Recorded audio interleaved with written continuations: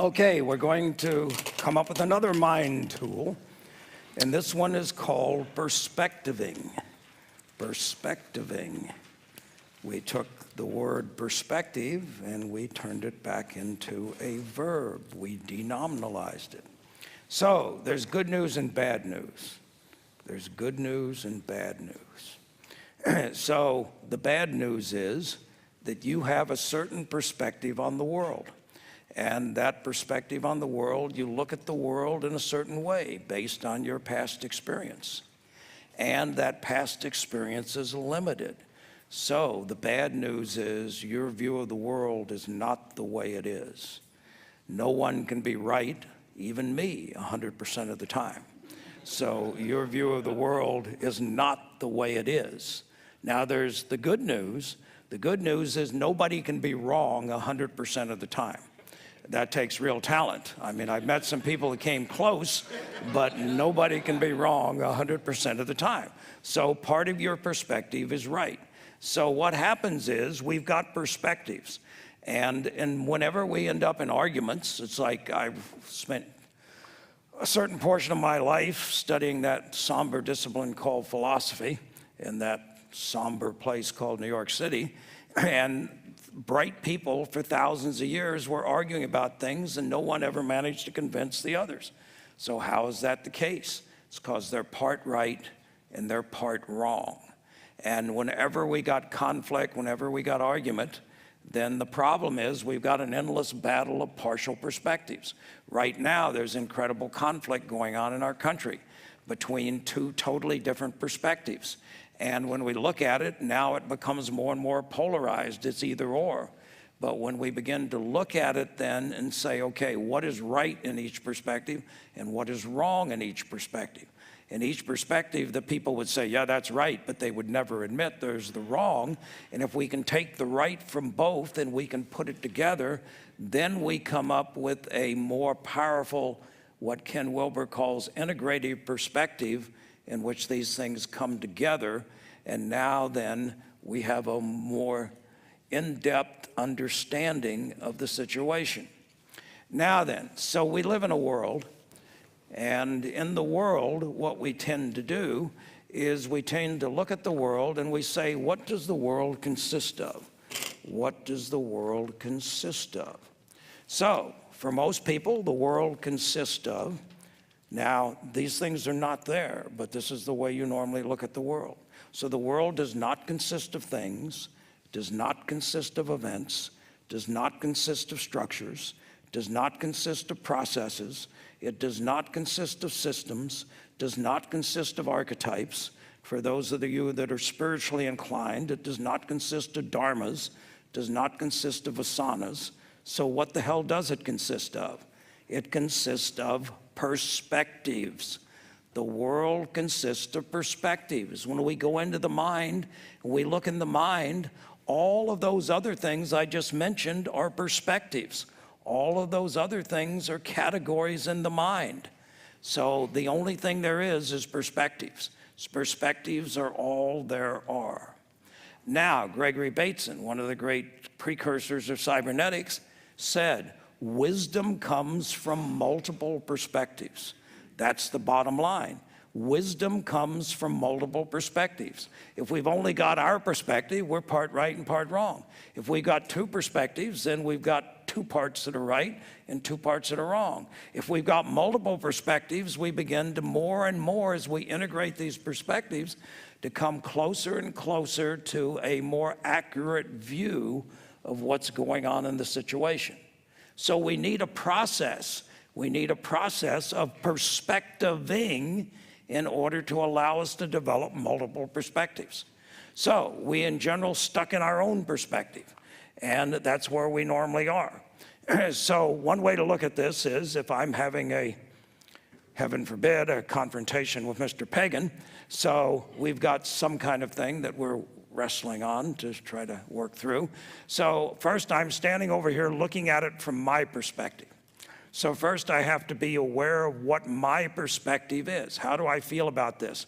I've got to get in touch with my feelings, my thinkings. How am I relating to this? And let's say I've got this issue I want to deal with. So first, what is the issue? Step into my perspective, look at it from my perspective. Now that's one perspective. Now then, he, as hard as it is to understand or accept, has a perspective, and it's part right and part wrong. So I've got to go over and step into his moccasins, although he never wears moccasins, he always wears pointy shoes.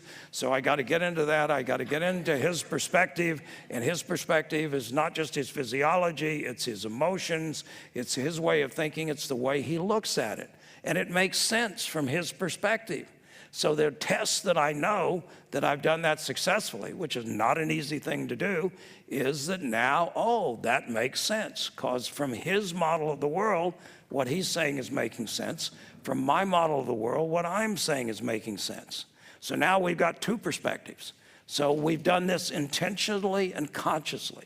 Now then, what we could do is we could go and step out of the situation, look down on it, and we could see the two of us in interaction. So now we've got a third view. We're beginning up to a view where now we can see both sides, and we can see that both sides think they're right, and we're beginning to see, okay, what's going on? Then we can go to a fourth perspective, which is the system perspective. And in the system perspective, instead of looking at the interaction, we begin to look at the arcs. What do I do that perturbs him to respond in a way that perturbs me to respond? So we start looking at the system. We look at the interactions, the arcs, the interactions. That gives us another perspective on the situation. And then we could even have another perspective. I mean, for those of you that are spiritually minded, you might want to even look at it from God's perspective. From what would be the perspective of someone that has all perspectives. So these are different ways to look at things, but they don't happen by accident, they happen by choice. Also, we can look at the situation, any kind of issue we're studying. Ken Wilber has what he calls integral methodological pluralism. I realize that's a big word, but what that means is that anything we want to study, we can study from a limited number of perspectives. So if we want to study a human being, we can look at you from the outside, and all of us from the outside can see certain things about you. But we also then, if you can study yourself from the inside, or we can enter into dialogue with you to try to find out what's going on inside of you. As a collective in this room, we can study the room. As a group, from the outside. This is the way sociology or systems, we would map that. Or we could be part of the group, i.e. part of the culture, and we can participate in the culture and study the group from the inside by being part of that culture. So what this all boils down to is we have multiple perspectives. Wisdom comes from multiple perspectives. Wisdom doesn't come by chance. Wisdom comes by a conscious activity of gathering up as many different ways to look at something as possible. And when you got all these ways of looking at it, then trying to say what is the kernel of truth in each of them and beginning to integrate that together. That's how we create wisdom. So in creating your visions, the more perspectives, the more understanding you have to gain on, then the better the vision is going to be. We live in a world that Evan has already talked about, in which we're drowning in data. Data is increasing at an unbelievably exponential rate.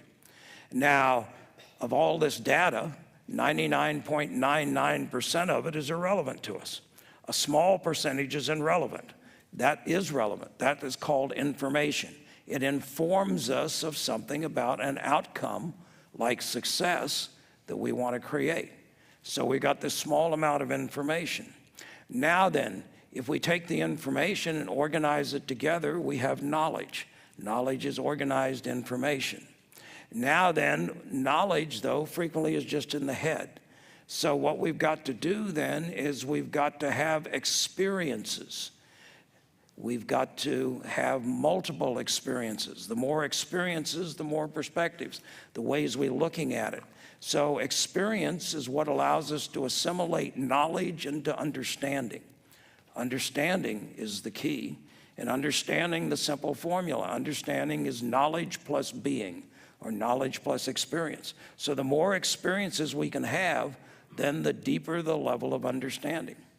And understanding plus more being is wisdom. Understanding plus more experiences is wisdom.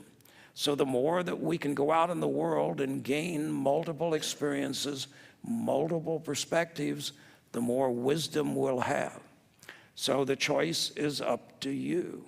You can stumble blindly along the path, or you can transcend, consciously and intentionally go out and broaden your horizons, gain more experiences, gain multiple perspectives, so that now your choices are going to be wise. And when you begin to do that, life begins to change. Is that something you'd like to have happen? Excellent. As Wyatt said, wisdom doesn't come by accident, doesn't come by chance. Wisdom comes from, metaphorically, gathering up perspectives. Gathering up perspectives. There are two ways to gather up perspectives. There's the expensive way, which is experience the hard way. And then there's the highly leveraged way, which is to use this thing called the mind to continually and proactively take other perspectives. Wyatt just talked about a couple of things that might have sounded a little weird. It makes sense to look at things from your perspective. It also makes sense to look at things from the other person's perspective, right? That just makes sense. If I understand where they're coming from, we're going to be able to get where we're going faster. It even makes sense to stand out here and to look at the two perspectives and look at it from the third person, a more objective, kind of common ground perspective. See what they're both trying to do. But this is where things got a little weird. He said, next we can step over here and look at the system perspective. Actually look at the whole thing from the perspective of the system. Makes sense to look at things from another human perspective. Makes sense from a third human perspective. But a system perspective? How do you do that? And then what about the God perspective? The ecological, the outside the ecology view, looking at all of the systems inside the ecology. These are things that we must practice to wrap our head around. The other thing that Wyatt introduced is Ken Wilber's integral methodological pluralism, which is a big mouthful, but you might want to do a little research on it. Ken's got a great paper online that you can read for free. Just type in integral methodological pluralism. Feel free to use your spell checker to try to figure out how to spell those words. One of the things that Ken has described, and something that Wyatt and I talk about, is that when perspectiving, and actually when doing anything with the mind, it's important to first and foremost describe which perspective you are describing from. First thing, which perspective you're describing from. And you'll hear Wyatt and I saying things that either directly and explicitly say or implicitly describe that this is my perspective. And we will say things like, well, from where I stand, the way I see it, from my perspective, the way it appears to me is, here's how it's seeming.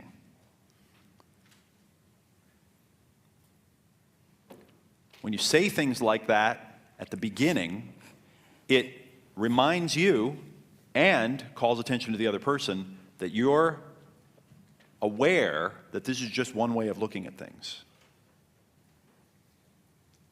You follow me? What we do is we switch them around in our head, and we think, well, number one, our perspective is the only perspective, and it's the right one, so we're not even aware that there's another one. Or if we're talking from the other person's perspective, we don't say, well, if I was looking from your perspective, or the way it probably appears to you, or if I was in your shoes, here's how it would look to me. We just start talking and saying, you're wrong. And we don't even mention, you know, I tried on your perspective. I'm trying to see it. And we almost never ask, I'm trying to see it from your perspective. Will you show me what it's like to be you? So let's do an exercise on perspectiving. I'd like you to pull out your exercise 11 with your visions. Let's choose one of them that we haven't worked with yet, okay? One that's important to you, one that you think will make a big difference.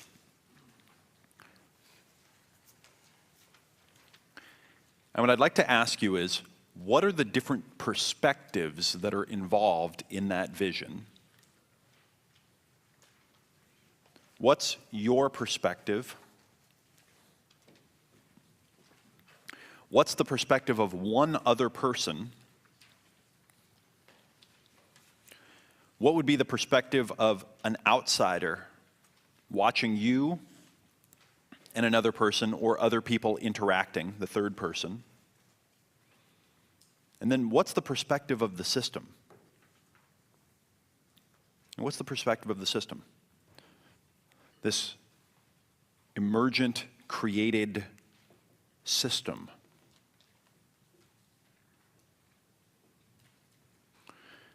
In that case, you're going to be zooming out, and you're not just going to be one of the balls here. You're going to be standing over here and looking at the device. You're going to be looking at the system from over here. And as you take each of these perspectives, what do you notice? I'd like you to write down one sentence of something that strikes you as important that you notice from each of those four perspectives. From your perspective, from the perspective of one other person that's an important person that's going to play a part in that vision, that's going to be there, a character in that story. From someone that would be standing outside of it, someone you've probably never considered before, just a bystander that might be watching you and the others that are involved. What would they be noticing? And then the perspective of the system, standing outside of the whole system. One sentence from each perspective. Now, what you might want to do is you might want to, and a few people are already doing this, close your eyes and use your visioning powers to imagine each of them. Put yourself into the picture, go into it, associate in real time, look around, see what you're seeing. What do you see from your perspective that feels meaningful? And then associate into another person that's there, someone close to you, someone important in your life. Might be a spouse or a child, a family member, close friend. And then a third person, someone that isn't involved with really creating the vision, but that's a bystander. You know, the FedEx guy comes walking in to deliver a package. What's he seeing? And what's significant to him? And then the system perspective, standing outside of the whole thing, all the elements that created that system, looking at them together, like the Newton's cradle toy. One sentence for each of those four perspectives. We're going to take about 5 minutes to do this exercise. Just take 5 minutes. Okay, who had an insight from that one? Be willing to do a little sharing? Yeah? 1, 2, 3. Please come on up to the mic. So again, I'm Patricia, born in Poland, now I live in New York. And as I said, I'm a scientist, and one of my visions yesterday was, constant development and practicing this neuroplasticity, just changing constantly, squeezing your brain and changing it. So that was my perspective, I'm developing, I'm doing all those great things. And then I took my husband's perspective, and it's actually how I vision it. It's that I'm distracting myself. I'm learning so much about so much, and it's not really channeled. So that was his perspective, let's say. Third person perspective is, either she's a nerd or she's, a very wise person, which I am. Okay, so now the system perspective, and the system perspective, it took me a while to think about, is actually that I learn a lot, but I don't learn through action. So it's learning a lot, but not putting it into action. It's all this knowledge that is, in this body or in this mind, not going outside and not applying it. And then the God's perspective is that, it's cool that she's doing all that, but she should actually share with others, because you should light the candle. If you have the light, you should go and, let it go and spread the light. So this is my insight. This is a scientist saying this stuff? Man, Yeah. this program creates miracles. All right, so excellent. How about this? How about your perspective on yourself? Or your perspective on yourself? You remember the first thing that you said? You said it was the first thing you said about yourself when you came to the mic last time? Yeah? How do you identify yourself? I said I was born in Poland. Okay, A right after that. scientist. There we go. Right? So did you hear her say, I'm a scientist? Right? I am a scientist. So that's a self-perspective. What could, yeah, there's a story in there too. What could you do with that? I perceive myself as scientist? That's a great step, right? Perceive self as scientist. You could even go another level. I perceive self as sciencing. Sciencing. Science has become so kind of ubiquitous right now.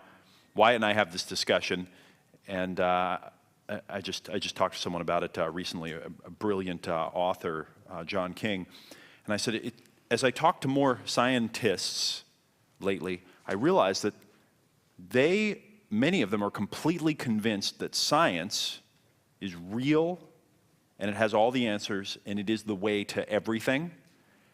And it reminds me of something. It reminds me of talking to very fundamentalist religious believers.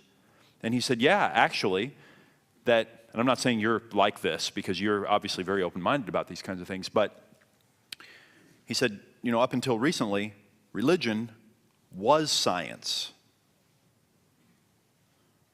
That was as close to science as we got, because it was a way of doing things. And it was organized and systemized, which I thought was really beautiful. And then he said, and now science has become our new religion. And then Wyatt gave me the wonderful term. He says, yes, it's called scientism. Right? So you can offer yourself a lot of flexibility when you take science and you go, I perceive myself as sciencing. Now it's all verbs, and now it's all moving, and now it's all awareness. Really, these kinds of things, I listen very closely, and you will too if you really want to learn about other people and how this works. When someone says, I am scientist, I frozen, am frozen, scientist frozen, I perceive self as sciencing, it reanimates the whole thing, and it changes your perspective on yourself. And this is just, inside of you. Excellent. Great insights. Thank you.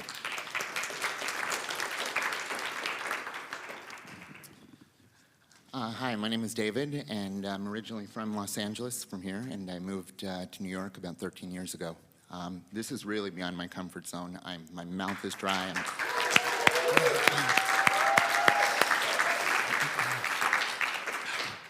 Yeah, I wasn't going to come up this whole seminar because I didn't think that I had any value to add, so why waste people's time? And this exercise was really, really profound for me. I'll share and show you why. The vision that I used was that to love and support myself unconditionally. I recognize that it needs to be more fleshed out. I know it's not specific, but I felt for this exercise, I felt it would be very appropriate. So my perspective was on that, on loving and supporting myself unconditionally, was that that will never happen because I'm not lovable.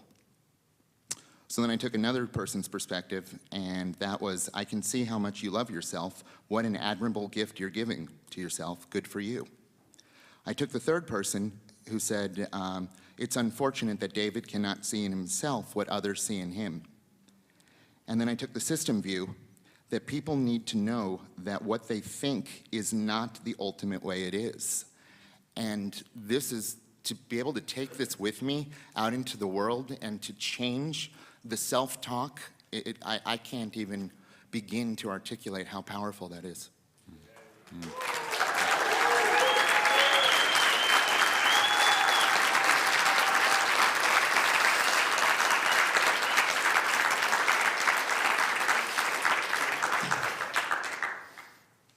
David, we need you to tell us what you know.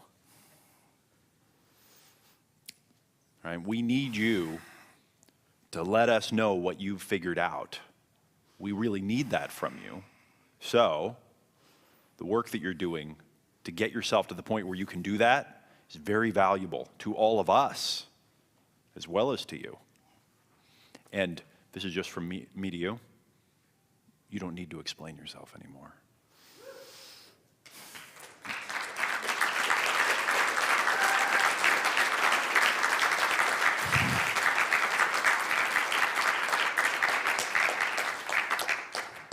To me or to anyone else. Thank you.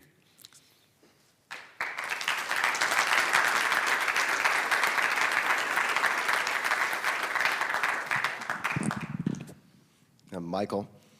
Yeah, taking the perspectives, I'll kind of get to it, the system perspective, the outside, because I was dealing with the external, personal thing, kind of on the wealth thing, and a goal was to have a certain amount of assets and let my 3 businesses run on autopilot so I can kind of be done in 2 years, which is very, very doable, kind of with the vehicles I have, but that was doable 2 years ago, and I haven't been doing it, and my wife wants it. And so I was looking at my wife and I talking, and I'll kind of give her like the bullshit that it's going to happen, which I'm not doing. She'll humor me. I get a little irritated. She comes back snappy. We fight, and then we say, well, let's go party, because that's the basis of our relationship. So, we have a very strong social, we like being with each other. So instead of like focusing on that and really dealing so the system's telling me, I really don't want it. So what I'm finding out is this vision I've been creating, that part. Because that's the big thing, is kind of creating this thing so I can be done and enjoy myself, this static thing. From the system point of view, like I had this thing I don't want. So I've been making this picture of the shit I'm sorry, excuse, I know you're recording, the stuff I don't want that I think my wife kind of wants, so I'm kind of like taking on her dream, and it's not mine. I'm figuring out I don't really want to be done. So I don't have a solution now, but that system view has told me like, wow, like I'm, like Bob Dylan says, don't let other people get their kicks for you. And I'm kind of allowing that. And so that was kind of cool to take that perspective. So it's never going to happen if I don't want it. And so I keep making myself work harder, or kind of sabotaging, creating the altitude stuff. I mean, I've read all that stuff, and I'm in that position where that stuff could easily make my life be done. So it's like I'm not doing it because I don't want to be done. Yeah. So that was Yet big. done, it's a very popular word that we've been using a lot lately to describe what we want to do in our lives and business. I want to get to the point where I'm done. Done really is in the box, getting lowered into the ground. That's what done means. That's it. Right. I'm accepting somebody else's dream life. Yeah, and what you might do, this is a great realization. You might sit down with your wife, Right. Take her to dinner, go somewhere you like that's social, or whatever. Right. But where you can talk and just say, hey, you know what? I just figured out that I'm saying this thing because I thought I wanted it, and it's my story, and I know you want it. So will you tell me? I'd like to understand your perspective because I've never really climbed inside of it the way that I could. I'd like to understand your perspective. what is it about me being done that you want? What Right. specifically? Tell me all about it and get all of her visions, because you'll find out that whatever it is she wants, you can make both of them work together, and you guys can Right. come up with something that both of you will like more. Right. That's very good stuff. Yeah, that's good. Thank you. Awesome. Thank you.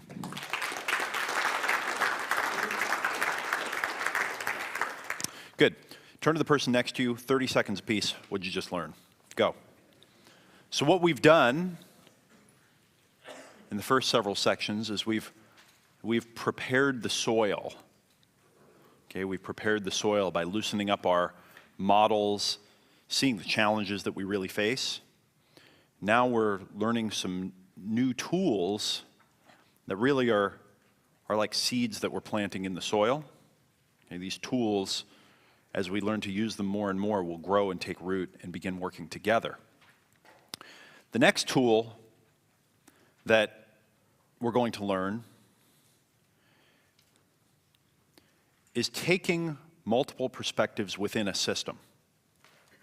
Okay, taking multiple perspectives within a system. In the last section, we learned to take 5 perspectives that are mostly human or mind-centric. First, second, third person perspectives. Then we take the system view and then we zoom out. What we're going to do now is we're going to zoom right into the system. There may be people within the system, but it's kind of a new way of visioning, perspectiving. And here's the concept. As you're creating a system that links up and you're putting together the individual components in the right combination, with the right interactions and the right feedback mechanisms in the right environment,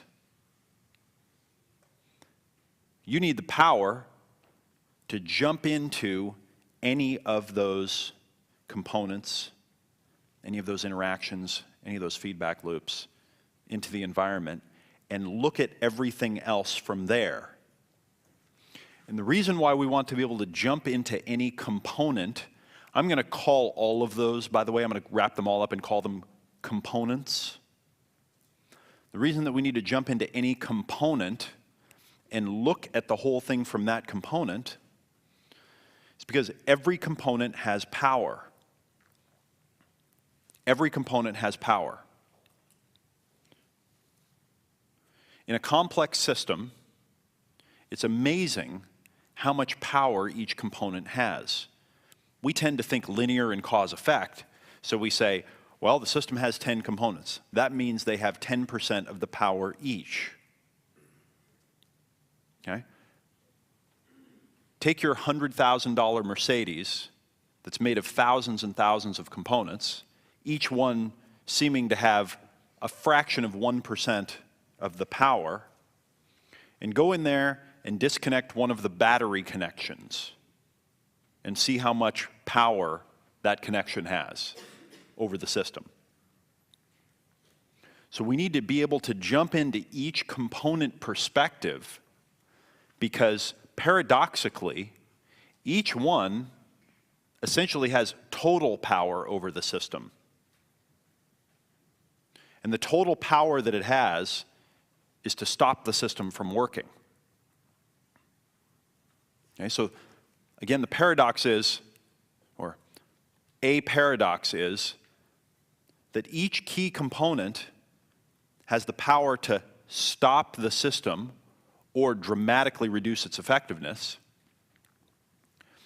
But tweaking the components and tuning them and optimizing usually doesn't have quite as much upside leverage. Okay, I can put the best battery connecting cable in the world. I can go have a $10,000 custom cable made to connect the battery, and I'm not going to get that much better performance. It'll be better for sure, but I'd have to take 1 million of those cars, and I'd have to look at the data over 20 years of use to be able to see how the better battery connector really worked out in the long run. So we need to be able to jump into these components and really look at the whole system from each of them, because each of them is very influential over the system. Again, we have to step out of linear cause-effect, two-dimensional, there are 10 components, each one is 10% of the equation kind of thinking. We've got to think in multi-cause, multi-effect, all linked in something that's alive and moving, and that there's an emergent property that's above and beyond, that transcends, includes, and locks all these components together. Okay, so we learned these concepts here: protect and direct. And we do that with our attention, right? And we do this with our kind of our will and our strength and our action. Control and turn that into conditions. We take the control that we have, the little bit that we get, and we turn that into conditions, or you might say components of systems. Now, this is a two-dimensional kind of cause-effect, direct connect, using words model. This is very simplistic, right? But it gets us one step up from one-dimensional thinking.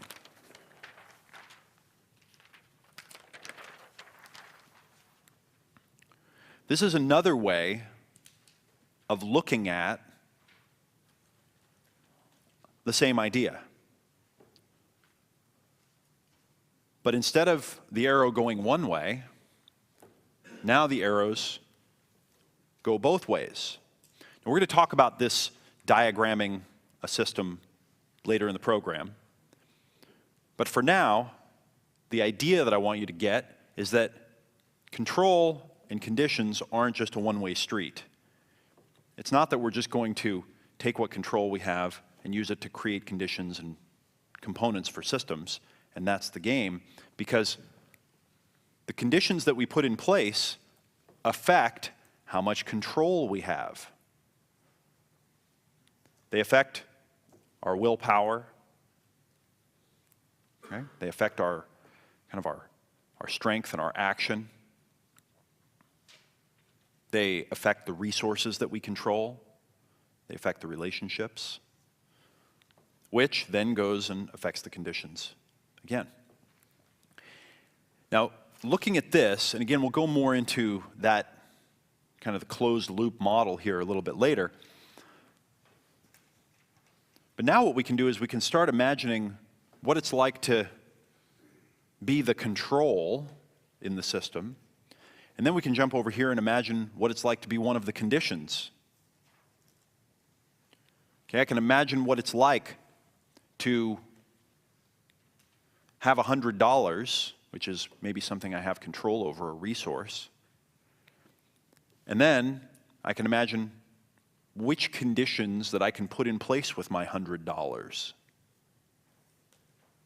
Right? So from the $100 perspective, I can imagine all the things that I could do with it.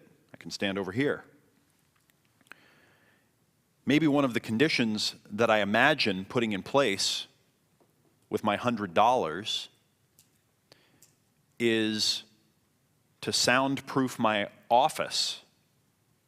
Because right now, the window just goes out to the street and there's no door, and everybody can walk in and make noise, and I'm disturbed all the time. So I'm going to take my $100 and I'm going to get a door and soundproof the window. Well, then what I can do is I can go over here, and from the closed door and the soundproofed window perspective, I can say, okay, now how is that going to affect the control that I have? And I can see, oh, that's going to give me more control. I'm going to have more ability to focus, I'm going to have less interruptions, and as a result, I'll make more money. And then I can come back over here and I can say, okay, what could I do with those additional resources? What other conditions could I put in place? So you see that by taking each perspective, I can see how it affects the others.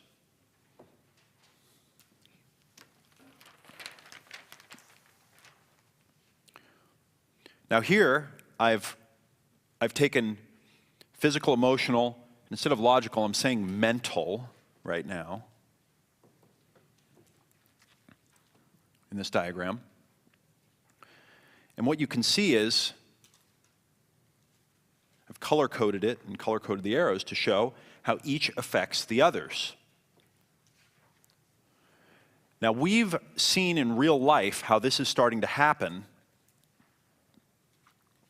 with our minds.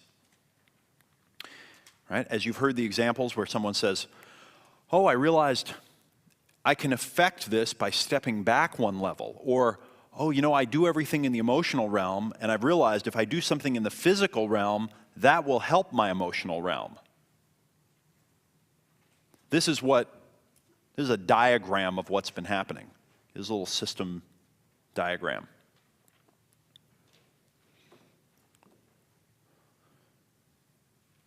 Almost everything that we do and that we can do in any one of these three realms starts in a different realm. Okay, we can't really affect things directly. Life is actually an indirect game, and success is an indirect game.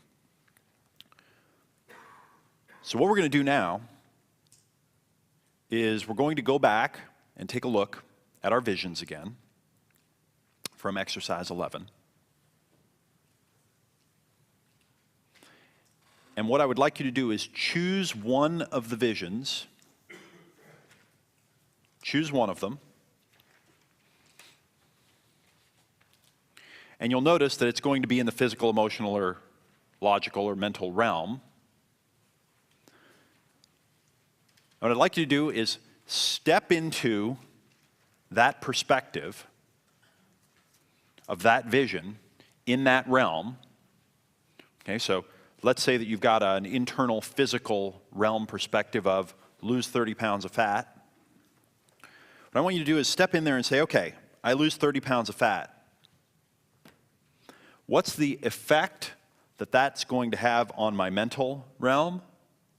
And what's the effect that that's going to have on my emotional realm? You got me? And then I want you to go, and I want you to step into the mental realm, and I want you to ask yourself, what would I need to do mentally so that it affected me physically so that I lost the 30 pounds? And then go into the emotional, project into the emotional perspective, and ask, what would I need to do emotionally so that I physically lost 30 pounds? It just happened on its own. How do I use each as a condition of the other? So the first thing we're going to do, though, first is go in and say, okay, physically, vision has happened. I lost the 30 pounds. What impact is that going to have mentally, and what impact is that going to have emotionally? Because you've already got the vision. You can see it. Go there. Ask, what is that physical vision? What's that going to do for me mentally? What's that going to do for me emotionally? One sentence apiece. One sentence apiece. Just quickly, 5-7 words. Try to be specific. Then next, project into the mental realm and say, okay, what would I need to do mentally so that I automatically lost 30 pounds physically? What would I need to do emotionally so that I automatically lost 30 pounds physically? Do you understand the exercise? Huh? So you're going to have 4 sentences when you're finished. 2, about what that vision, the effect it's going to have on the other 2 realms. And then you're going to go into the other 2 realms and ask, what do I need to do in each of these? And think of it from there. You want to close your eyes and visualize. What do I need to do so that this vision happens automatically? How do I use the other realm as a condition? It's just going to be a 5-minute exercise. You're going to get about a minute apiece to figure it out and write down the 5 to 7 words. Remember again, we're building muscles. You won't recognize this stuff later on. Okay, just go. Don't get too caught up in the diagram or drawing it. You're going to get exercises that are going to have all kinds of things on this. We're actually going to go through processes of diagramming the system. Don't worry about that. Just do this exercise. Go.